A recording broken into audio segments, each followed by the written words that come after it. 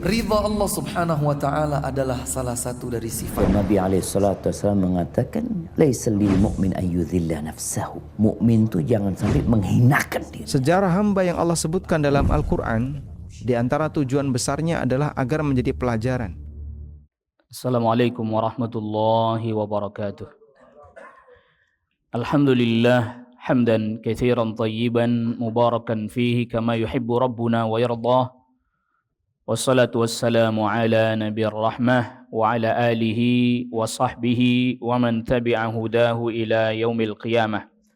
Amma ba'd, ikhwatal iman, a'azzakumullah. Pada kesempatan di siang hari ini kembali kita melanjutkan pembahasan kita pada kitab Tauhid. Kita masih pada pembahasan bab yang pertama, Tauhid, hakikat dan kedudukannya. Sekarang kita masuk di halaman yang kedua dan yang ketiga, yaitu firman Allah Subhanahu wa taala di surat Al-An'am ayat 151 dan sampai ayat 153.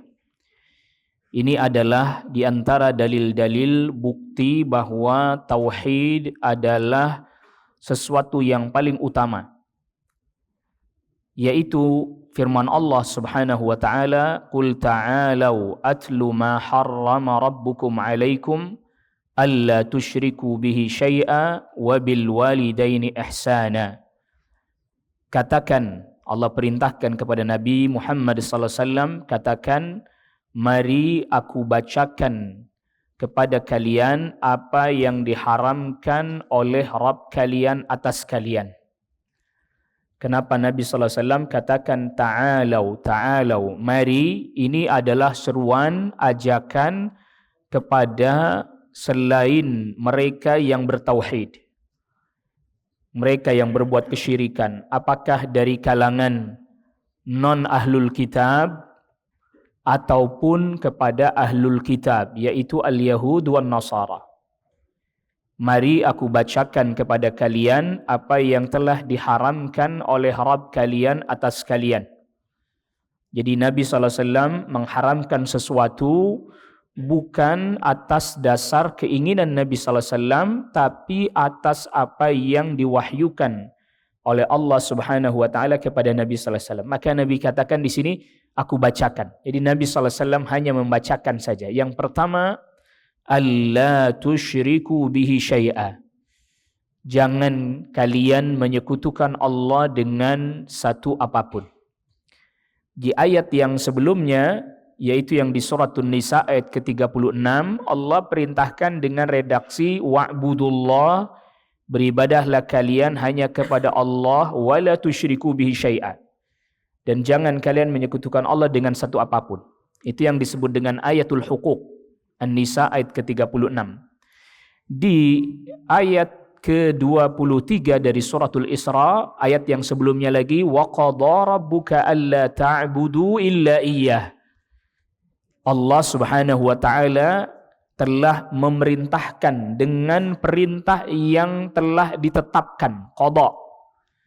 Jadi qadha itu adalah perintah yang kalau dalam bahasa kita itu perintah sudah ditetapkan di pengadilan, sudah diputuskan, tak bisa lagi berubah. Syai'un maqdiyun anhu, perkara yang tidak bisa lagi berubah, perkara yang tidak bisa lagi diganti. Nanti kalau di ayat ini wasiat jadinya, dzalikum wasaqum bihi. Jadi wasiat dari Allah, ketetapan dari Allah, ini perkara yang penting yang sudah Allah Subhanahu wa taala putuskan, yang Allah Subhanahu wa taala wasiatkan, yang Allah Subhanahu wa taala telah perintahkan, yaitu bertauhid, beribadah hanya kepada Allah dan tidak menyekutukan Allah dengan satu apapun. Wa bil walidaini ihsana, dan berbakti kepada kedua orang tua. Jadi berbakti kepada Allah nomor satu. Berbakti kepada orang tua karena Allah perintahkan. Jadi jangan dibalik ini, jangan dibalik. Makanya kalau orang tua perintahkan sesuatu yang bertentangan dengan perintah Allah, kita tidak boleh ikuti. Apalagi orang tua memerintahkan agar kita menyekutukan Allah, tidak boleh diikuti. Kalau orang tua, orang terdekat yang menjadi sebab keberadaan kita tidak boleh ngikuti kalau perintah maksiat, apalagi yang selain orang tua. Allah Subhanahu wa taala berfirman, "Wa in jahadaka 'ala an tusyrika bi ma laysa laka bi 'ilm, fala tuti'huma." Kalau seandainya kedua orang tuamu memaksamu untuk menyekutukan aku, maka engkau tidak punya ilmu tentangnya, maksudnya enggak punya ilmu, enggak ada dalil yang memang kesyirikan itu, jangan taati keduanya. Untuk urusan dunia tetap kita berbuat baik, wasahibuhuma fid dunya ma'rufa. Itu yang di surah Luqman ayat ke-15. Wala yang ketiga. Jadi yang pertama jangan berbuat kesyirikan, yang kedua berbakti kepada kedua orang tua. Jadi larangan untuk durhaka kepada orang tua selama orang tua tidak perintahkan pada maksiat. Jadi kalau orang tua perintah maksiat kita tidak ikuti, itu tidak durhaka. Orang tua perintahkan kita berbuat kemaksiatan, kita nggak ikuti, lalu orang tua kita marah, itu tidak durhaka. Jadi hadis Nabi SAW, ridallah fi ridal walidain wa suhtullah fi suhtil walidain. Ridha Allah ada pada ridha kedua orang tua, murka Allah ada pada murka kedua orang tua, selama orang tua tidak perintahkan kepada maksiat. Kalau orang tua perintahkan pada maksiat, maka kita tidak boleh mengikutinya. Dan kita tidak disebut sebagai anak yang durhaka. Yang ketiga, wala taqtulu auladakum min imlaq. Nahnu narzukukum wa iyyahum. Jangan kalian membunuh anak kalian karena takut miskin. Banyak anak akhirnya dibunuhnya. Di antara para ulama ada yang memaknai membunuh anak takut miskin termasuk di dalamnya aborsi. Masuk di dalamnya aborsi. Itu termasuk perkara yang diharamkan. Ya kalau misalnya waliyadzubillah itu dia berbuat zina lalu hamil, ya itu konsekuensi lah. Maka dengan sebab dia bikin aborsi, dosa lagi. Dosa yang lain lagi, dia berzinanya sudah haram, lalu kemudian karena malu lalu ditutup dengan cara aborsi, haram lagi. Itulah apa yang dikatakan oleh para ulama, adz-dzunubu tajurru dzunuban akhar. Dosa itu seperti MLM, multi level marketing. Kalau udah jatuh, narik yang lain. Kalau udah kita nyemplung di dalamnya, naudzubillah, narik yang lain. Minum khamr misalnya, itu kan jatuh nanti pada maksiat-maksiatnya. Dia lagi mabok, bisa bunuh orang, bisa melakukan perbuatan yang jadi makanya dosa menyebabkan maksiat lain atau dosa yang lain tertarik. Karena apa? Syaitan nggak akan pernah puas dengan satu dosa aja dilakukan oleh kita. Na'udzubillah. Nasallallahu alaihi wasallam. Nanti dengan sebab zina lagi misalnya akhirnya membunuh anaknya. Atau misalnya dia berbohong atas nasab anaknya. Biar nggak malu, akhirnya dia bohong. Imma dia menikah dengan laki-laki yang menzinahinya, atau dia menikah dengan laki-laki lain yang tidak menzinahinya lalu bohong. Iya bapaknya. Dosa lagi, na'udzubillah. Padahal itu bukan bapaknya. Secara nasab syar'i tidak bisa dinasabkan anak zina kepada laki-laki yang menzinahi ibunya, itu tidak bisa. Secara syar'i tidak bisa. Akhirnya bohong lagi, dusta. Dusta nasab. Inna min afral fira. Di antara kedustaan yang paling dusta adalah ayun sabar rajulu ila ghairi abihi. Seseorang dinasabkan kepada yang bukan bapaknya secara syar'i. Na'udzubillah. Itu tadi. Jadi dosa itu narik yang lain. Sehingga membuat kita makin dalam jauh, makin jatuh pada dosa yang lain. Nahnu narzukukum wa iyyahum. Kami yang kasih rizki kepada kalian dan juga kepada anak-anak kalian. Wala taqrabul fawahisha. Dan jangan kalian mendekati perbuatan yang keji. Ma dhahara yang nampak minha dari perbuatan keji itu. Wa ma batan. Dan yang sembunyi-sembunyi. Artinya perbuatan keji itu, zina termasuk perbuatan keji. Baik itu sembunyi-sembunyi tetap keji. Terang-terangan lebih lagi. Karena kita tidak boleh menampakkan maksiat secara terang-terangan. Di antara para ulama mengatakan, yang dimaksud dengan fawahish ma dhahar, dosa yang nampak itu adalah dosa yang efeknya bukan hanya kepada pelakunya, tapi juga berdampak pada orang lain, berefek pada orang lain. Itu disebut dengan ma dhahara, yang nampak. Misalnya orang ngezalimi orang lain dengan merampas hartanya, itu kan langsung efeknya ke orang lain. Tentu pelakunya berdosa juga. Wa ma batan, yang tersembunyi, dosa yang dampaknya, efeknya hanya pada pelakunya saja. Itu termasuk. Jadi mau dosanya itu berdampak pada orang lain atau berdampak pada diri sendiri, tinggalkan, jauhi, jangan dekat-dekat. Nah ini redaksi yang seperti ini termasuk redaksi preventif. Dekat jangan. Wala taqrabu. Ya, bukan jangan kau kerjakan, wala taf'alu, bukan, tapi wala taqrabu, yang maknanya segala sesuatu yang menghantarkan kita kepada al-fawahish, fahisyah, baik itu nampak jelas, terang-terangan, sembunyi-sembunyi, berdampak pada orang lain, betul-betul dia berzina dengan wanita, atau dia melakukan perbuatan yang menghantarkan dia pada perzinahan, dijauhi. Wala taqrabu zina, jangan dekat-dekat pada perzinahan, dekat aja jangan, apalagi mengerjakannya. Wala taqtulun nafsal lati harramallahu illa bil haqq, dan jangan membunuh nyawa atau menghilangkan nyawa, membunuh orang yang Allah haramkan kecuali dengan yang hak. Jadi pembunuhan ada yang hak. Pembunuhan ada yang hak, misalnya al-gojo. Dia ditugaskan untuk memenggal orang yang melakukan pembunuhan, dieksekusi, kisos. Setelah ditetapkan oleh pengadilan bahwa dia hukumannya dikisos, lalu kemudian dipenggal. Nah, al-gojo yang menggal itu kan pembunuh itu dia. Tetapi dalam ayat ini disebutkan illa bil haq, dia membunuh dengan cara yang hak. Termasuk juga rajam. Ya, rajam juga misalnya orang itu ngelemparin batu ke orang pelaku zina yang sudah menikah. Sudah jelas-jelas dia berzina ya. Bukan baru berdua-duaan lantas dirajam, itu enggak bisa itu. Secara syar'i enggak bisa. Baru berdua-duaan belum tentu berzina. Makanya zina itu adalah merupakan kasus yang sulit. Sulit.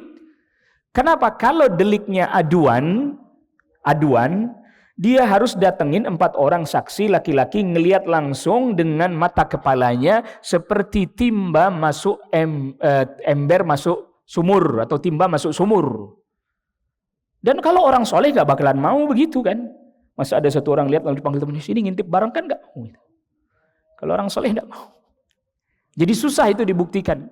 Maka yang terjadi di masa Rasulullah SAW, hukum rajam itu bukan atas dasar delik aduan, tetapi pengakuan langsung dari pelaku. Buktinya apa? Ini saya hamil Rasul, padahal saya janda misalnya. Karena dia sebelumnya sudah menikah. Jadi walaupun dia janda statusnya atau duda, tapi sebelumnya sudah pernah menikah lalu berzina, hukumannya rajam. Beda kalau belum pernah menikah sama sekali. Itu baru cambuk. Itu baru dicambuk 100 kali, mi'ata jaldah. Tetapi kalau dia sudah pernah menikah, walaupun dia statusnya sudah janda ataupun duda, lalu berzina, hukuman dirajam. Itu pun tadi setelah diputuskan oleh pengadilan. Kalau di pengadilan kita nggak ada, ya udah. Hukum rajam tidak bisa ditunaikan, Pak. Tidak bisa ustadz suruh menunaikan hukum rajam, nggak bisa. Itu bukan kewenangannya. Dia bukan hakim. Dia bukan qadhi. Nah, begitu ya. Jadi kalau tidak bisa ditunaikan, bukan berarti terus kemudian secara individual kita menggantikan pemerintah dalam menunaikannya. Tak boleh. Kalau begini nanti faudo, kacau nanti ini. Setiap ustadz boleh ngerajam jamaahnya, bahaya ini ntar. Terjadi kekacauan. Iya. Wah, pokoknya dilihat udah berduaan, rajam. Nah, ini kan bahaya. Maka ada hal-hal yang harus diperhatikan. Nah, perhatikan ayat 151 ujungnya. Dzalikum wasaqum bihi la'allakum ta'qilun. Yang demikian itu Allah wasiatkan kepada kalian agar kalian berfikir, merenung bahwa apa yang diperintahkan atau dilarang oleh agama adalah untuk kebaikan kita. Itulah makna dari hadis Nabi sallallahu alaihi wasallam, ad-dinun nasihah. Nasihah itu adalah segala sesuatu yang bisa mendatangkan kebaikan, kebahagiaan bagi kita di dunia dan di akhirat. Ingat bahwa nasihat yang ada di dalam hadis ini maknanya lebih luas dibandingkan nasihat dalam bahasa Indonesia yang kita fahami. Jadi coba renungkan, itu maslahat buat kalian. Ayat selanjutnya, wala taqrabu malal yatimi illa billati hiya ahsanu hatta yablugha ashuddah. Dan jangan kalian mendekati harta anak yatim kecuali dengan cara yang terbaik sampai dia baligh. Di sini ada penjelasannya ya, sampai dia apa? Baligh. Maka yatim, definisinya yatim adalah anak yang belum baligh yang ditinggal wafat oleh ayahnya. Itu yatim. Anak, mau laki-laki mau perempuan, anaknya itu belum baligh, anak tersebut ditinggal wafat oleh ayahnya. Secara syar'i dia yatim. Kalau udah baligh maka bukan apa? Yatim, apalagi sudah tua. Ya, ada ini udah tua, udah punya anak, udah punya cucu. Saya juga yatim, bapak saya udah nggak ada, udah kelewat, expired. Masa yatimnya udah expired. Ini ayat yang bilang. Jangan dekat-dekat harta anak yatim begini. Jadi anak yatim ini ada dua macam. Yatim yang ayahnya meninggalkan warisan, kaya raya, banyak warisannya. Ini yatim tapi kaya ini Pak. Maka yang dia butuhkan diantaranya adalah orang yang satu, bisa mengelolakan harta untuk si anak ini. Yang pertama ini. Ya, bisa mengelolakan harta untuk si anak ini. Yang kedua, walaupun tidak bapaknya, kalau memang dia mau menikahi ibunya, itu urusannya kembali masing-masing gitu ya. Yang kedua, dia bisa menaungi anak yang belum baligh ini. Bukan menggantikan ayahnya, bukan. Karena yang namanya menggantikan pasti tak bisa. Dia bisa menaungi si yatim ini. Maka oleh karena itu apabila yatim itu adalah anak perempuan setelah menikahi ibunya dan berhubungan badan dalam pernikahan tersebut, maka si anak yatim itu menjadi anak yang haram dinikahi oleh suami ibunya ini. Nah, biar lebih jelas ya, kita nggak pakai istilah bapak tiri ya. Suami ibunya ini, jadi biar jelas statusnya. Warabaibukumul lati fi hujurikum. Dan anak perempuan yatim yang di bawah pengasuhan kalian. Dan ini yang sering perlu kita ingatkan. Jadi kalau ada laki-laki nikahi perempuan punya yatim, itu bukan gantiin bapaknya. Tapi dia jadi suami dari ibunya. Suami dari si ibunya si yatim itu. Di antara kebaikan yang bisa dia lakukan, dia menaungi si yatim itu. Adapun yatim itu tidak mau manggil Anda bapak, nggak apa-apa. Manggilnya om, biarin aja. Orang Indonesia tuh suka begitu. Bukan anaknya suruh manggilnya bapak, suruh manggilnya ayah, suruh manggilnya daddy. Terserah dia mau manggil apa. Mau manggil om juga oke. Lawang bukan apa? Ikan anaknya, bukan bapaknya. Begitu juga sebaliknya. Ada laki-laki punya anak, istrinya wafat. Lalu dia nikah dengan wanita lain lagi. Bukan gantiin ibunya, bukan. Jadi anaknya mau manggilnya tante, mau manggilnya siapa terserah, bukan gantiin ibunya. Itu istri ayahnya. Ini biar jelas. Kadang suka aneh orang kita tuh. Panggil mama, lu bukan mamanya. Panggil umi, lu bukan uminya. Mau manggil tante, kok dia mau manggil, nggak apa-apa, alhamdulillah. Ditambah lagi misalnya wanita itu memang wanita yang bisa menaungi anak-anak ini, akhirnya manggilnya ibu, terserah. Tapi jangan kemudian memaksakan seolah-olah itu menggantikan ibunya. Enggak. Tapi ya artinya dari sisi nasab nggak bisa tergantikan. Dari sisi kasih sayang tak bisa tergantikan. Artinya bahwa itu beda, tidak sama. Namun tentu ada juga orang-orang yang memiliki kasih sayang kepada anak-anak walaupun itu bukan anak kandungnya, walaupun itu anak suaminya. Jadi tidak boleh ini harta anak itu. Jadi dia diperintahkan untuk mengelolakannya. Kalau dia misalnya menikahi ibunya atau paman, biasanya ini paman. Tidak boleh dia mengambil dari harta yatim itu karena haknya hanya hak kelola saja. Kecuali, ada kecualinya nih. Kecuali karena mengelola harta yatim itu waktunya habis, Pak. Mengelola harta yatim itu waktunya habis, maka dia boleh mengambil sekedar untuk keperluan dan kebutuhannya saja. Kadarnya tidak dibatasi, nanti ada ketentuan-ketentuannya. Misalnya kebutuhannya dia berapa dalam satu hari, dalam satu bulan berapa, boleh dia ngambil atau anggaplah sebagai fee pengelolaan dia terhadap harta si yatim. Tetapi keuntungannya tentu lebih besar diberikan kepada si yatim itu. Sebagaimana pokok hartanya tetap milik siapa? Si yatim. Dia sudah baligh, dites. Bisa nggak dia kelola ini harta? Bisa nggak dia kelola nih kalau peninggalannya berupa korporat misalnya? Bisa nggak dia melanjutkan usaha bapaknya ini? Dididik. Setelah dia bisa, dia mampu, dia sanggup, serahin. Ini punya kamu. Adapun kemudian paman tetap saya minta untuk membantu di perusahaan ayah saya, alhamdulillah. Gajinya saya naikin misalnya, alhamdulillah. Kalau tidak, udah, terserah. Kan kadang begitu, dikelola lama-lama anaknya nggak punya, yang punya jadi pamannya. Nah, ini nih yang aneh ini. Nah, ini ayat ini sudah menjelaskan. Lalu kemudian wa auful kaila wal mizana bil qist. Penuhilah takaran timbangan dengan adil. La nukallifu nafsan illa wus'aha. Kami tidak membebani seseorang kecuali kemampuannya. Artinya begini, yang namanya takaran timbangan. Takaran timbangan, pertanyaan. Kemungkinan ada selisih 0,0 sekian. Terjadi nggak? Terjadi. Kalau kita sudah berusaha, kita nggak curangin itu takaran, kita nggak berusaha memanipulasi itu takaran dan timbangan, tapi ternyata terjadi selisih, maka itu tidak ada masalah. Makanya nih ayatnya, kami tidak bebani kecuali sesuai kemampuan. Kan pernah terjadi ada satu tayangan kalau tidak salah video itu, ada pedagang Pak, beli bawang sekian ditimbangin. Udah ditimbangin, diambil satu, kurang. Ditaruh satu, lebih. Akhirnya dia potong. Lah nggak perlu itu.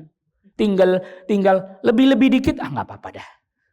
Timbang satu butir, dipotong sama dia. Takalluf ini Pak namanya. Takalluf, membebani. Iya kalau barang yang bisa dipotong begitu. Lah yang nggak bisa dipotong-potong bagaimana ceritanya? Ya udahlah. Jadi selisih sedikit, udahlah nggak apa-apa. Bagus-bagus tadi, oh lebih, udah gak apa-apa ambil dah, biar lebih dah. La nukallifu nafsan illa wus'aha wa idza qultum fa'dilu walau kana dza qurba. Kalau berkata, berbuat adillah walaupun kepada kerabat. Artinya ketika kita jadi saksi atau semisalnya, lalu ternyata kerabat nih, tetap kita wajib berkata adil. Biasanya kalau orang lain kita bisa adil, giliran kerabat kan bawaannya pengen belain aja. Wa bi'ahdillahi aufu, dan penuhilah perjanjian Allah. Dzalikum wassaqum bihi la'allakum tadhakkarun. Yang demikian itu Allah wasiatkan kepada kalian agar kalian mengambil pelajaran. Wa anna hadza sirati mustaqim. Semua yang disebutkan dari atas itu tadi, mulai dari tidak boleh berbuat kesyirikan sampai memenuhi semua perjanjian Allah yang memang Allah perintahkan kepada kita, ini adalah jalanku yang lurus.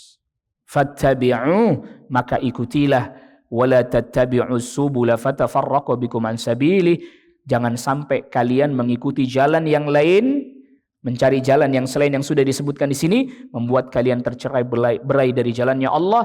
Dzalikum wassaqum bihi la'allakum tattaqun. Yang demikian Allah wasiatkan kepadamu agar kamu bertakwa. Takwa itu bahasa sederhananya, saya kasih bahasa sederhananya. Takwa itu dalam bahasa korporasi safety. Takwa itu dalam bahasa korporasi apa? Safety. Safety. Loh iya benar itu. Makanya sahabat Abu Hurairah ketika ditanya tentang takwa, apa jawabnya? Kalau kamu lewat jalan, di jalan itu ada berduri. Kamu injak apa kamu minggir? Ya minggir lah. Itu Anda pasti maunya cari jalan yang aman kan? Mau safe. Enggak terus berduri injak aja udah biarin aja. Pasti minggir, ngindar. Itu namanya safety. Orang harus cari jalan aman. Antaj'ala bainaka wa baina azabillahi wiqayah. Engkau jadikan antara dirimu dan siksa Allah penghalang, tameng, aman, safe. Jadi jangan dikira konsep-konsep safety, apalagi lah integrity dan Islam yang punya. Cuman diganti bahasa Inggris kita jadi bingung.